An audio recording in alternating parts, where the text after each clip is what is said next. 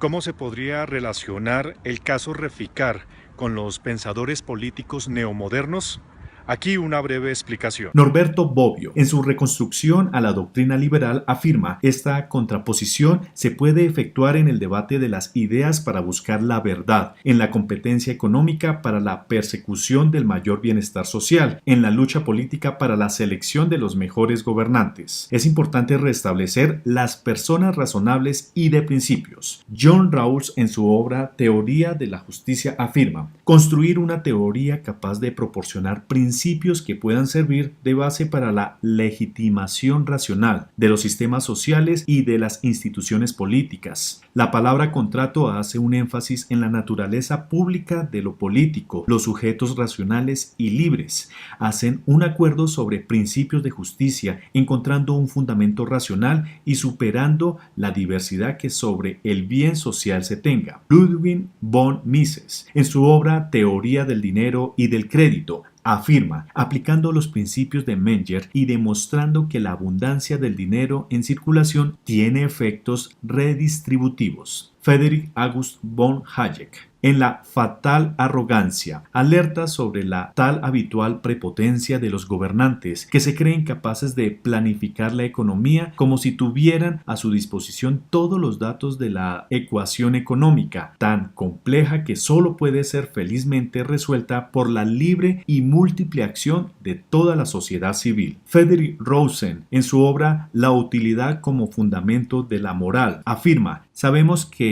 utilitarismo es una satisfacción de preferencias. De acuerdo con este autor, la idea de aprobación era una idea vincular la utilidad con el placer, es decir, siempre preferimos lo que es útil a nosotros mismos y a la sociedad. Esto lo podemos relacionar con el caso de Reficar por la satisfacción de preferencias. Víctor Neves, en su obra La internacionalización de las ideas económicas, afirma que la explicación de la difusión internacional de ideas económicas requiere la selección de algún tipo de principios y conectores, es decir, la idea de que la economía es una red de convicciones institucionalmente situadas, es decir, la idea de que la economía es una red de conversaciones institucionalmente situadas. Sergio Cremaschi, en su obra Adam Smith's Irony and the Invisible Hand, afirma que la tarea del filósofo en la economía política es parcialmente escéptica e irónica, es decir, luchar contra los sistemas erróneos, mostrando cómo estos surgen de asociaciones injustificadas entre ideas aparentemente grandiosas, digamos, el interés público con ideas mezquinas, por ejemplo, el interés egoísta de los comerciantes, el objetivo de desmantelar todo tipo de entidades invisibles que la imaginación humana tiene a crear. Romar Correa, en su obra Iberian Journal of the History of Economic Thought, el problema de reconstruir una economía del deterioro de recursos humanos y materiales, una vez que hecho así, notablemente él no atendió a la problema de Keynes habría hecho a través del medio del gasto público, cuando el disparo de ese lado del presupuesto, el gobierno habría sido la respuesta. El pensamiento político de Stuart Hampshire